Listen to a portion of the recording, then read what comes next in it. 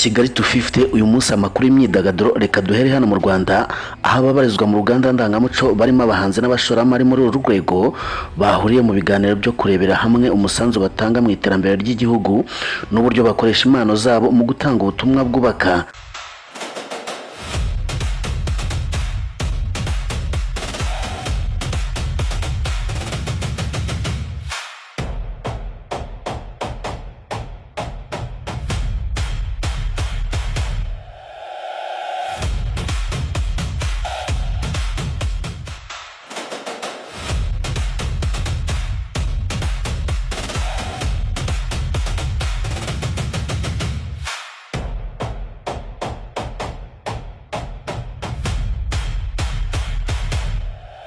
Murakaza neza kuri Kigali 250 urubuga rwagezeho amakuru agezweho y'imyidagaduro, umuziki, ibyamamare n'udushya dutandukanye bishyushye byizewe kandi bikonogeye.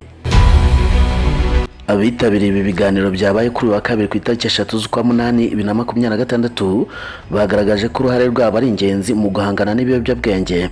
Mu bahanzi bitabiriye harimo Israel Mbonye, Butera Knowless, Zuba Ray, Chibu, Juno Kizigenza, Philemon, Davis D, Betray, Producer Mamba ndetse na Neri Ngabo. Ibi biganiro kandi byitabiriwe na bamwe mu bategura ibitaramo mu gihugu cy'u Rwanda, abayobozi mu nzego zinyuranye, abashyushya rugamba n'abandi bahuriye mu ruganda rw'imyidagaduro.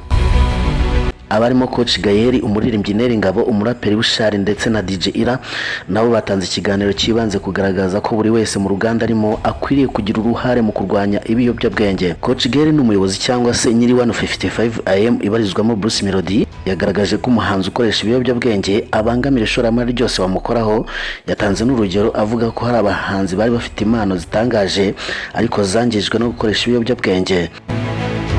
Abayobozi bitabiriye iki gikorwa harimo Minisitiri w'Urubyiruko n'Iterambere ry'Ubuhanzi Dr. Utuma Twishima Jean Paul Abdallah, Minisitiri w'Ubuzima, Umuvugizi w'Urwego rw'Igihugu rw'Ubugenzacyaha RIB Dr. Murangira Thiery. Aba nabo bitabiriye ibiganiro bagiranye n'abari mu ruganda rw'ubuhanzi ku ruhande rwa buri wese no kurwanya ikoreshwa ry'ibiyobyabwenge. Gatsinzi Emery wamamaye cyane nka Riderman uyu munsi ku itariki 4 z'ukwa munani 2026 ategerejwe muri Kigali Pele Stadium, araza gusurutsa abitabira umukino wa semifinali muri Sekafa uri buhuze Rayon Sport na Jamus Sport Club ku isa saa 11. Umuraperikazi Fifira yambitswe impeta n'umusore bitegura kurushinga mu minsi iri imbere. Mu butumwa yanyujije ku mbuga nkoranyambaga nyuma yo kwambikwa impeta, Fifira yagize ati uretse kuba ari mwiza 10/10 ubu ni umugabo wanjye. Ati inkuru z'urukundo ziraryoha ariko urwacu rukaryoha kurushaho.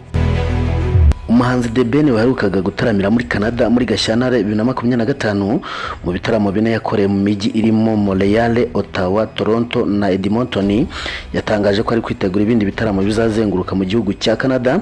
Gusa ntabwo yigeze atangaza amatariki n'igihe bizabera. Ubwo amatariki najya hanze tuzabibamenyesha.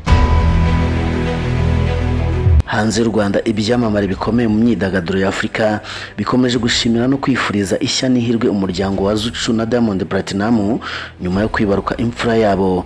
Muri abo harimo umugore wa Diamond Platinum akaba umunyamideli n'umushoramari mu gihugu cya Canada, nawe yahamagaye Zucu imbonankubone bizwi nka video call. Mu mashusho yagiye hanze agaragaza ari kumwe n'abana be yabyaranye na Diamond Platinum, bose bishimiye umwana mushya ko bakiriye undi mwana mu muryango. Iyi video rero yahise ikwirakwira ku mbuga nkoranyambaga aho benshi bavugaga ko bigaragaza umwana mwiza uri hagati ya Zari Hassan na Zucu, nubwo Zari yahoze ari umugore wa Diamond Platinum. Ndagushimiye kubabanye nanjye. Ni Kigali 250 ubusanzwe nge nitwa Nero, amakuru nakagaruka mbifurije kugubwa neza.